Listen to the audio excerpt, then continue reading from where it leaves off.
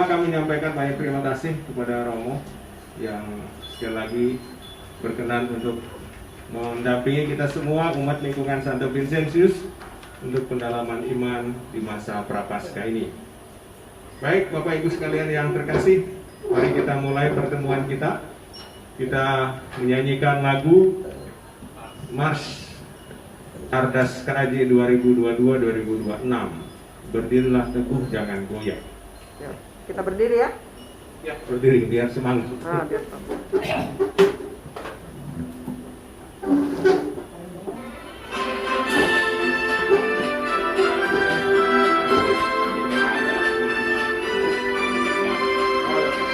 Keuskupan Agung Jakarta sebagai persekutuan dan gerakan umat Allah berlandaskan ekaristi, berjuang untuk semakin mengasihi, peduli dan bersaksi demi cinta tanah air Indonesia berdiri, melaksanakan nilai-nilai ajaran sosial gereja di setiap sendi kehidupan bagi nusa dan bangsa. Berdirilah teguh, janganlah goyah, dan giatlah selalu dalam pekerjaan Tuhan demi kemuliaannya. Bunda Maria, Santo Yusuf, doakanlah kami.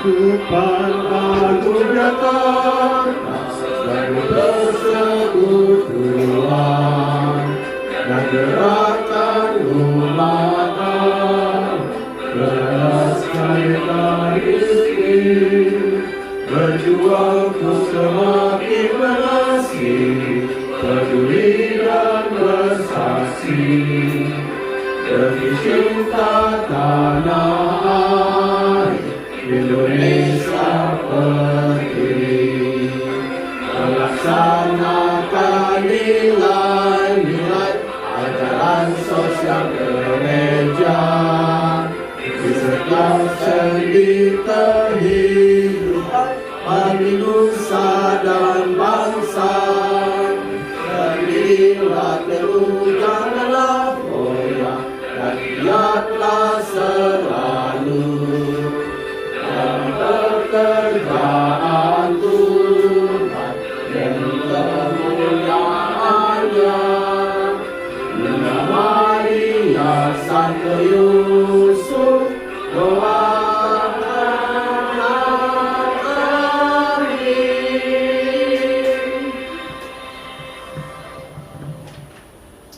Mari kita mulai pertemuan kita dengan membuat tanda kemenangan kita bersama-sama dalam nama Bapa dan Putra dan Roh Kudus. Amin. Kasih karunia, rahmat dan damai sejahtera dari Allah Bapa dan Putranya Yesus Kristus dalam persekutuan dengan Roh Kudus selalu bersama kita sekarang dan selama-lamanya. Silakan.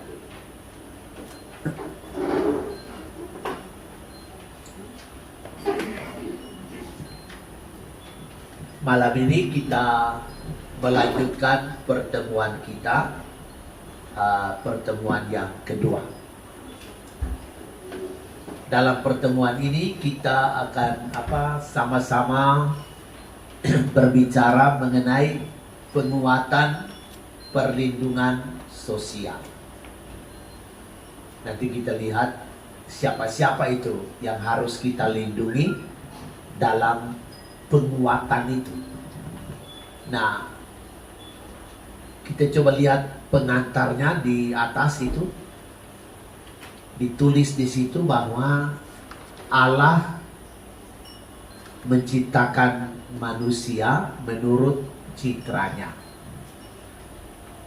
Tetapi apa yang menurut citra itu adalah masing-masing individu kita. Kita masing-masing diciptakan menurut citra Allah.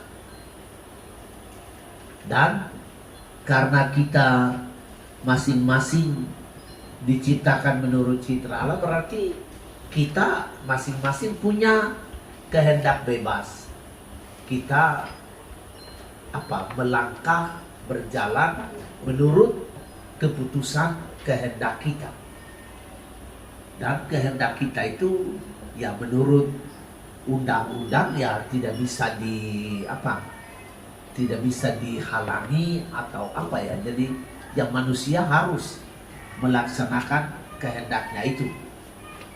Nah, tetapi catatan di pengantar ini juga mengingatkan kita bahwa kita tidak hanya makhluk individu, tetapi juga makhluk sosial.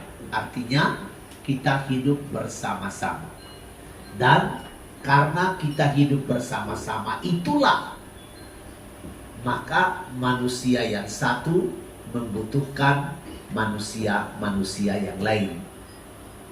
Kalau kita hidup individual saja, ya kita tidak butuh orang. Tetapi karena kita hidup bersama-sama, maka manusia butuh teman. Kita butuh orang lain. Sudah pernah saya katakan di grup ini, grup Vincentius, bahwa hanya ada 2 tempat saja di mana kita bisa sendiri, hidup sendiri, tidak perlu orang lain. Yaitu pertama di dalam rahim dari ibu kita, dan yang kedua di dalam kubur. Itu 2 tempat itu saja di mana kita sendiri secara individual. Tetapi bukti bahwa kita butuh orang lain adalah walaupun saya sendiri berada di dalam rahim dari ibu, tetapi saya butuh ibu untuk melahirkan saya. Ya, saya tidak bisa melahirkan diri saya butuh ibu. Nah, walaupun saya di dalam kubur itu saya sendiri, tetapi saya butuh orang lain untuk memakamkan saya, untuk menguburkan saya. Saya tidak bisa memakamkan diri sendiri. Nah, itu jadi bukti bahwa kita butuh orang lain. Nah, ada satu kelompok orang yang betul-betul berada di dalam kebutuhan ini, kebutuhan akan orang lain. Nah, kelompok itu yang disebut di dalam pengantar ini adalah itu yang paling bawah, yang kecil, yang lemah, miskin, tersingkir, dan disabilitas. Nah, itu disingkatkan dengan KLMTD. K itu adalah orang kecil, L itu orang lemah, M itu orang miskin, T itu orang tersingkir, dan D itu adalah orang difabel, disabilitas. Nah, kelompok ini yang sangat membutuhkan manusia lain. Mereka membutuhkan kita. Nah, mari kita mulai. Sebelum kita berbincang sama-sama, kita berdoa dulu bersama-sama dari halaman 20 itu ya.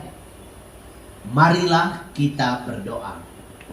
Allah pencipta kehidupan, kami bersyukur diciptakan serupa dengan gambar-Mu. Semoga dengan merenungkan tema kedua dalam masa prapaskah ini, kami mampu bertindak dan melakukan kehendak-Mu dengan memberikan pertolongan dan bantuan kepada mereka yang lebih membutuhkan daripada kami. Di tengah pergumulan kami sehari-hari yang juga tidak mudah, biarlah kami menjadi perpanjangan kasih-Mu, menjadi saluran berkat-Mu bagi sesama ciptaan-Mu, agar kami mampu menghadirkan kerajaan-Mu di tengah-tengah kehidupan kami di dunia ini. Demi Yesus Kristus Tuhan dan Juru Selamat kami, yang hidup dan berkuasa bersama Dikau dan Roh Kudus, Allah sepanjang segala masa. Amin. Nah, untuk memulai pembicaraan kita ini, ya ada satu cerita yang disajikan kepada kita di sini. Mungkin kita baca bersama-sama supaya kita mengerti cerita itu. Nah, itu ada satu statement di situ. Kamu tak butuh banyak uang untuk membantu orang lain. Kamu hanya membutuhkan hati untuk membantu. Jadi bukan uang, sekalipun ya untuk banyak hal perkara dalam hidup ya kita tetap perlu uang. Tetapi dalam konteks pembicaraan kita malam ini adalah uang harus disertai dengan hati. Jadi kita membantu dengan hati. Nah, ini kita coba baca ya. Jadi kalimat motivasi ini saya baca saja supaya ibu bapak ikuti di situ ya. Menjadi prinsip dari seorang polisi di Kediri bernama Suryono. Pangkatnya Aibtu. Bagaimana tidak? Dia selalu menyiapkan sekantong beras di jok motornya ketika menjalankan tugas sebagai polisi. Tujuannya apa? Hanya karena ingin membantu warga kurang mampu yang dia temui di jalan.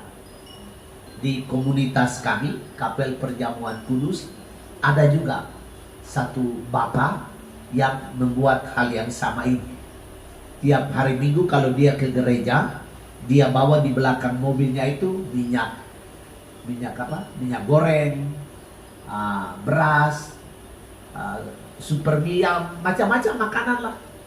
Lalu dalam perjalanannya ke Roxy untuk ikut misa, siapa saja yang dia ketemu di jalan dan dia menurut hati nuraninya itu orang susah, orang tidak mampu, dia berhenti buka belakang mobilnya itu dan dia beri minyak atau beri super mie atau beras yang dia bawa.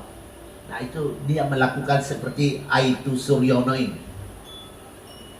Nah, bagaimana kisah inspiratif ini? Saat ditemui ketika menyalurkan bantuan kepada warga, polisi Kediri itu tampak selalu bersemangat. Dia membantu sesama tak harus dengan jumlah yang besar. Jadi bukan, nah ini kayak umat Vincenzus ini. Toh ini kan bukan jumlah yang besar ini. Ini kenyataannya kita lihat toh. Nah, bukan jumlah raksasa, beras berkarung-karung, tidak. Ini sederhana sekali. Sama dengan Bapak Aibtu ini. Dia bahkan memulai kegiatan sosialnya hanya dengan sekantong beras yang selalu disediakan di jok motor. Beras itu kadangkala disiapkan dari rumah maupun dia beli di toko ketika perjalanan ke kantor, ujar Suryono. Dia usia 56 tahun, tinggal di desa Doko, kecamatan Ngasem, Kabupaten Kediri. Bahwa kepedulian sosialnya kepada orang yang kurang mampu itu sudah lama dia jalani sejak 10 tahun yang lalu. Ya, itu cukup lama. 10 tahun itu cukup lama. Yang hanya isi jok motornya dengan kantong beras, yaitu untuk 10 tahun itu cukup lama. Tepat sebelum dirinya masuk jadi polisi. Berawal dari rasa prihatin saat melihat orang di sekitar memiliki keterbatasan ekonomi dan kurang mendapat perhatian maupun bantuan, muncullah kepedulian sosial dari Aibtu Suryono untuk mengulurkan tangan membantu sesama. Tak hanya warga yang kurang mampu, difabel maupun ODGJ, artinya orang dengan gangguan jiwa, juga menjadi sasaran kegiatan sosialnya. Jadi bukan cuma orang-orang yang normal-normal, waras, tapi juga orang yang tidak waras juga menjadi pokok perhatian dia. Dia katakan begitu, saya memberikan bantuan kepada mereka, semoga bermanfaat. kata Bapak Suryono. Nah, Bapak Suryono mengaku kegiatan sosial yang dia jalani 10 tahun itu bukan mengumpulkan dana. Nah, ini menjadi perhatian kita ya. Bukan mengumpulkan dana dari para donatur. Ini yang Vincenzius punyanya Pak, dana ya. Kas. Enggak, masing-masing. Masing-masing. Pribadi ya. Oke, itu mantap. Yang mau nyumbang. Luar biasa. Ya. Ya. Tetapi dana yang dia gunakan berasal dari gaji yang dia sisihkan khusus untuk membantu orang yang tidak mampu. Saya sangat ikhlas, kata dia ya. Karena dari apa yang kita miliki ini untuk diberikan kepada orang-orang yang membutuhkan. Jadi dia ikhlas.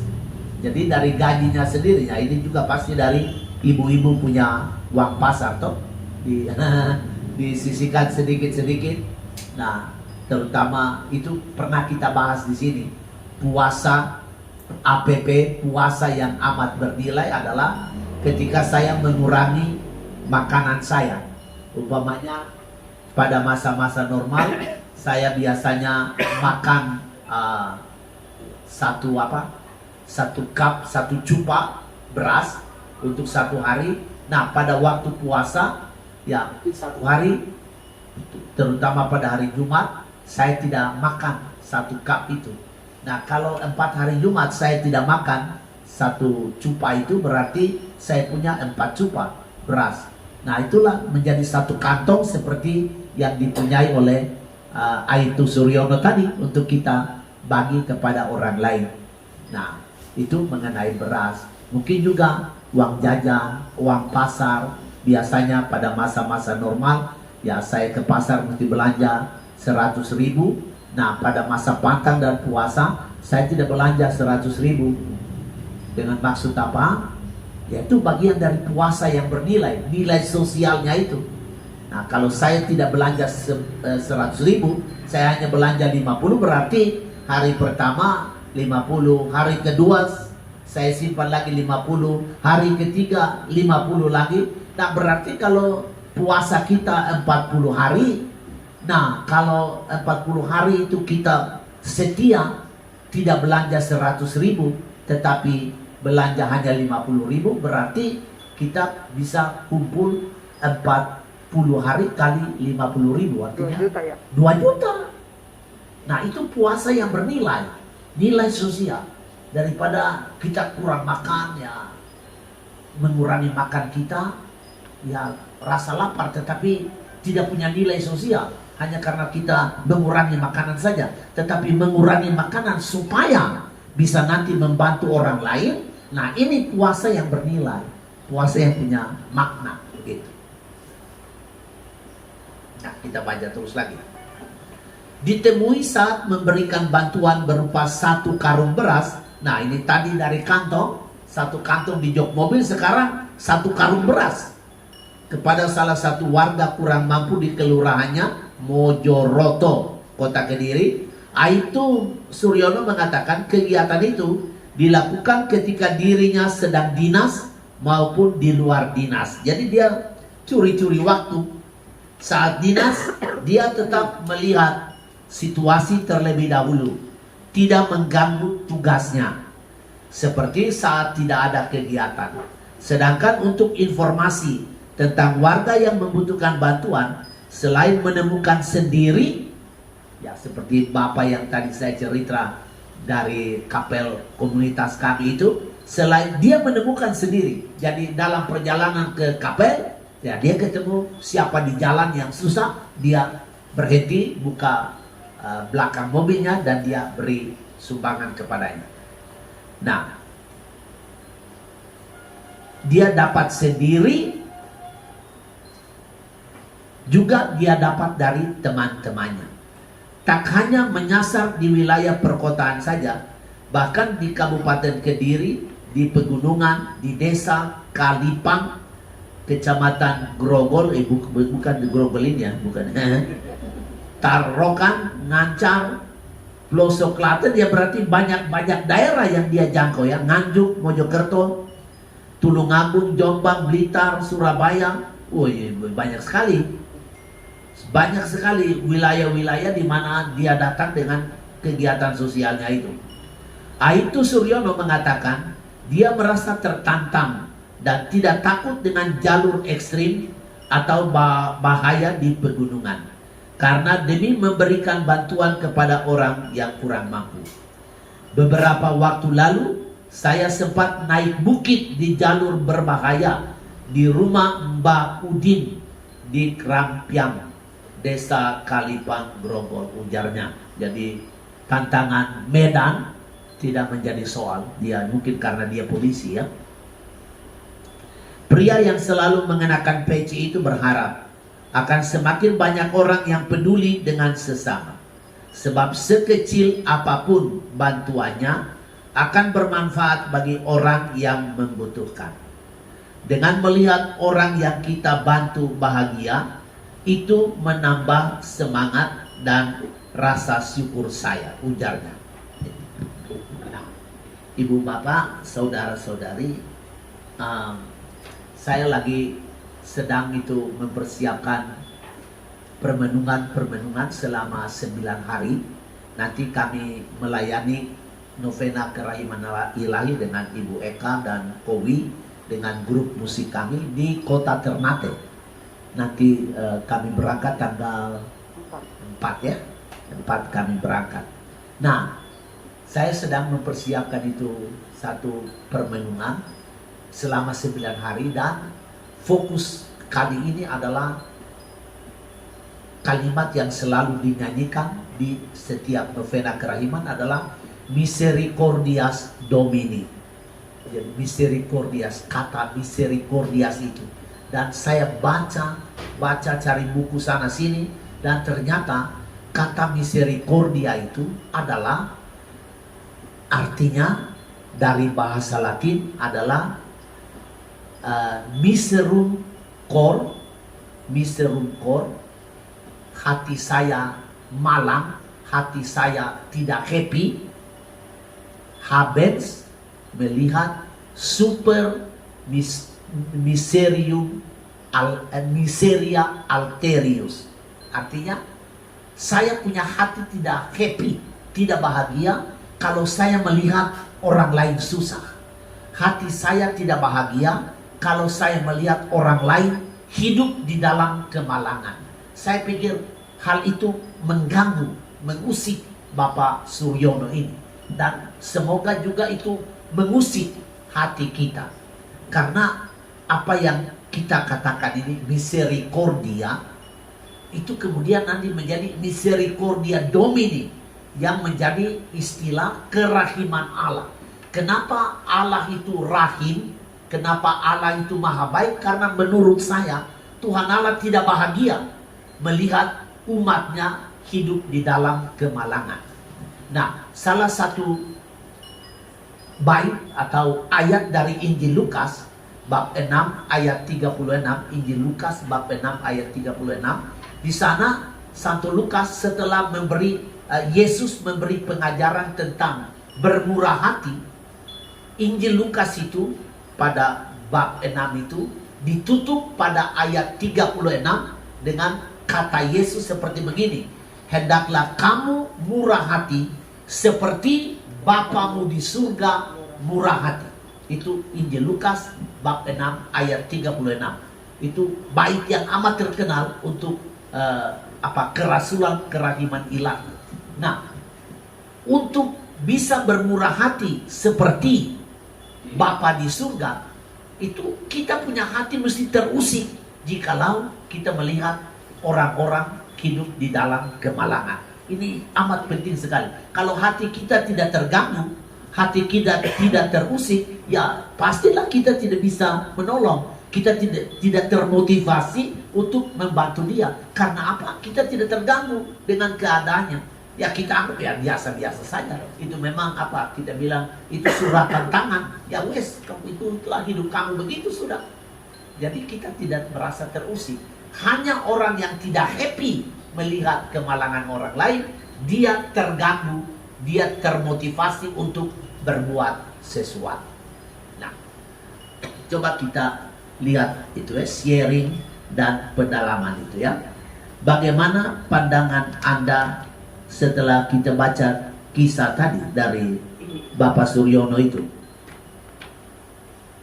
Bagaimana Ibu Bapak punya apa? Atau mungkin jangan Bapak Suryono, tapi saya tidak tahu di sini di lingkungan kita Ya, uh, selalu ingin seperti begitu. maksudnya adakah orang-orang spesifik yang kita tahu harus dibantu kah di lingkungan Vincenzo ini, atau tidak ada?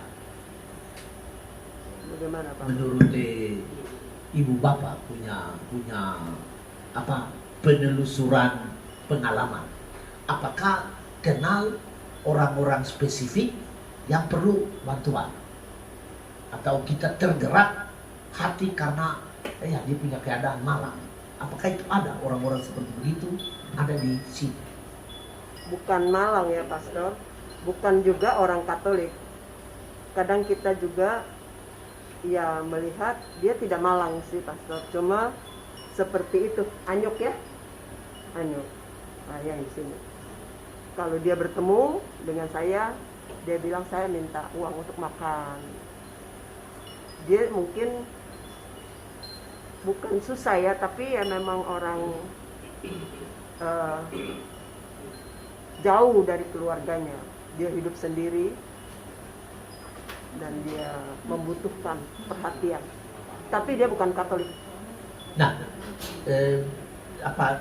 jadi kita tidak usah bicara Katolik atau tidak, tapi orang ini yang grup tadi kecil, miskin, tersingkir, difabel itu yang kita bicara. Biasanya, tidak peduli dia agama. Biasa kalau orang begitu ya, kita tidak boleh kerasin. Kalau dia keras, dia melawan. Tapi kalau kita baikin, malah dia baik begitu. Ya, jadi ya. Banyak kan sering tuh. Jadi sering kasih makanan. Tapi ada salah sedikit habis. Maksudnya Ibu? Dia setiap kali bertemu orang dia minta. Dia baik, baik. mintanya baik. Tapi kalau ada sedikit yang dia nggak suka, Pastor, habis satu keluarga. Dia bacain dari pagi sampai sore. Bener. Dia bilang sama saya, "Ci, saya mau ke gereja, saya nggak ada duit, saya kasih." Dia bilang dia mau minta 5.000, saya kasih 10.000, udah. Terus ada seberang rumah dulu, siapa sih, kan itu kita panggil Mak Tuo. Terus Mak Tuo nggak tahu mau apa, saya kasih. Dia bilang apa? Ih, nggak tahu malu, minta gitu. Jadi Mak Tuo nangis ke saya. "Ci, saya kan nggak minta," katanya. Saya dikatain anyuk minta. Saya marahin anyuk. "Sini loh," saya bilang. "Kamu mau ke gereja minta 5.000, saya kasih 10.000. Kamu bilang mau kembaliin saya 5.000, kamu nggak kembali. Sekarang nih emak ini nggak minta, saya yang kasih. Kenapa kamu kata-katain?" Saya menangis itu Mak Tuo tuh yang seberang rumah. Anyuk begitu, Pastor. Bukan kita nggak mau kasih. Evi setiap hari kasih makan. Dia bilang apa sama saya? "Masa saya dikasih nasi sama sayur sama apa kayak makanan bebek?" Aduh, saya bilang untung saya nggak terlalu itu. Jadi kita serba salah, Pastor. Dia minta, kita kasih. Tapi ada sekali waktu kita seret gitu, habis. Habis. Jadi kita mau kasih tuh gimana ya? Ya tadi cerita tadi kan kita lihat juga bahwa Pak Suryono itu kelompok sasarannya kan termasuk orang yang ada gangguan begitu kan? Nah, ya. Tapi tadi ada satu orang lain yang Ibu Aling bilang tadi, Mama Kuo itu siapa? Itu Mak Tuo seberang rumah, sekarang sih udah meninggal.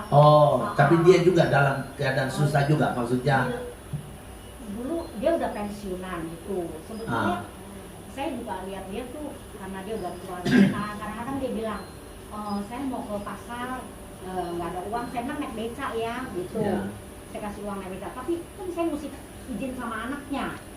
Takutnya kan nggak boleh. Terus anaknya bilang, "Nggak usah Oma," katanya. "Udah ada gitu." Ya udah. Saya ada. Dia bilang tempo hari minta botol plastik minyak. Saya kasih. Anyuk bilang, "Ih, nggak tahu malu minta-minta." Itu nenek nangis. Dia kan nggak minta, gitu. Jadinya kita sama Anyuk tuh kalau kasih jadi was-was. Ya, oke. Nah, mungkin kita coba sama-sama sharing. Yaitu tadi cerita itu mengatakan bahwa orang-orang yang perlu dibantu itu, satu, dia menemukan sendiri. Pak Suryono menemukan sendiri. Seperti Bapak yang tadi saya cerita juga dari Roxy, dia menemukan sendiri di jalan, atau dia dengar cerita dari teman-teman. Kalau bapak atau siapa nih yang ngajukin, bapak atau ibu? Ibu. Kalau ibu ini kan semua tahu toh karena dia ada di sini kan. Ya, jadi kita tahu sendiri begitu. Nah, tapi yang saya ingin tanya untuk kita sama-sama berdiskusi adalah, apakah ibu bapak dalam perjalanan yang kamu buat, entah ke pasar, entah pergi ke tempat lain, kunjungi siapa di mana, apakah pernah menemui orang-orang seperti begini yang membutuhkan perlindungan sosial? Apakah sendiri pernah menemukan itu, dan bagaimana reaksi hati ibu bapak? Mungkin tidak di sini, tapi pada waktu ke pasar atau kunjungan ke tempat-tempat lain, atau sementara jalan, ya lalu bertemu dengan orang-orang seperti begini. Kira-kira ada hati ibu bapak apa rasanya, bagaimana? Kalau ke pasar saya suka. Kalau ke pasar saya suka. Kita dengar. Saya kalau ke pasar suka sekali. Setiap saya beli, kemudian ada yang misalkan ibu-ibu yang kelihatannya belinya itu kayak takut-takut gitu ya, uangnya mungkin nggak cukup gitu. Terus saya udah kenal sama penjual sayurnya, terus saya bilang ke ibu yang gendong anak itu, ibu beli aja apa yang ibu mau beli.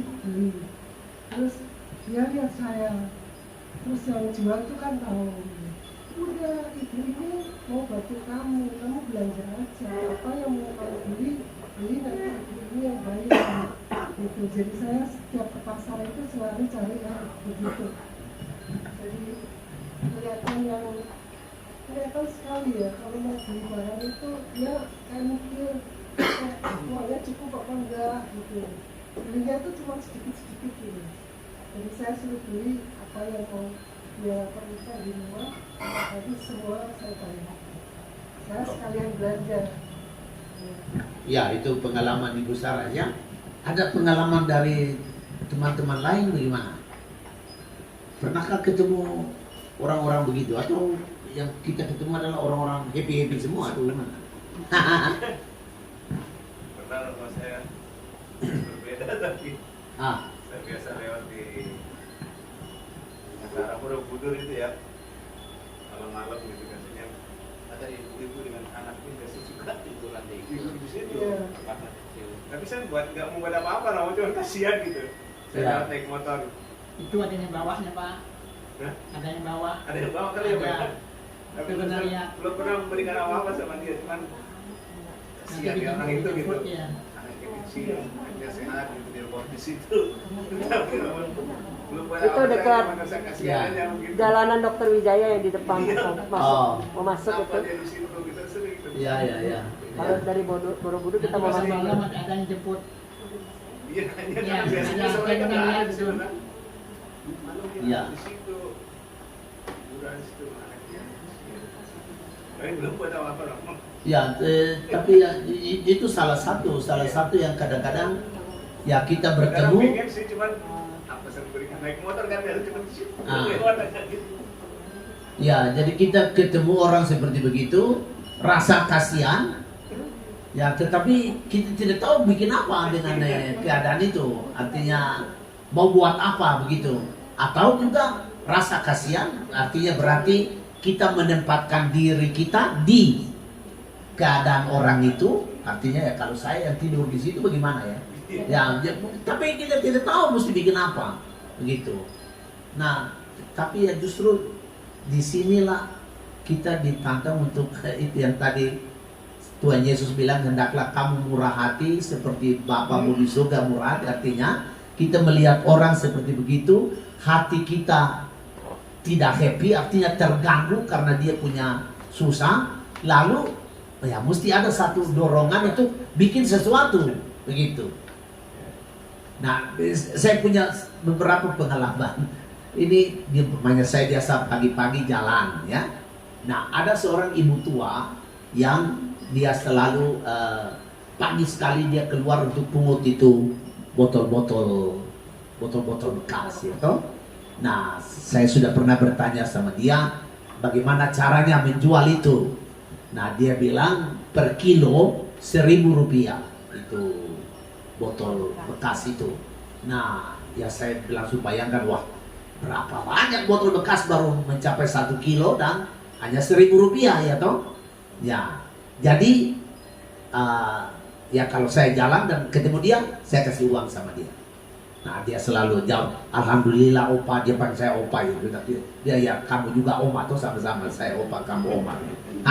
Dia saya berikan duit sama dia. Nah, tapi saya punya satu ini pengalaman ini yang mengusik saya. Jadi satu kali saya jalan, saya sudah lihat dia, tetapi saya berpikir dalam hati, dia kan masih lama toh, masih lama pilih-pilih botol itu kan. Jadi saya jalan dulu, nanti selesai setengah jam baru saya ambil uang. Ya misalnya tidak bawa uang, dan saya ambil uang, saya cari dia. Nah, jadi begitu, saya hormat dia, dia hormat sama saya, dan saya jalan. Nah, setelah selesai, saya pulang ke rumah, saya ambil uang, saya cari dia sudah tidak ada. Nah, saya menyesal setengah mati. Sampai saya putar itu seluruh kompleks itu, akhirnya saya tidak ketemu dia sudah di luar dia. Sebenarnya mana saya cari kamu setengah mati. Oh ya opa ya, saya sudah pulang ini. Saya kasih uang sama dia. Jadi hati rasa ini, waduh, mengapa tadi saya tidak stop dia di situ? Saya bilang tunggu dulu, saya pergi ambil uang. Kenapa saya mesti jalan begitu? Jadi saya rasa menyesal. Sampai saya cari dia sampai ketemu. Nah sudah, jadi saya merasa happy, berarti dia bisa menolong dia. Nah itu salah satu saya punya pengalaman. Pengalaman lain adalah saya jalan pergi beli obat di apotik Roxy itu toh. Saya biasa jalan kaki.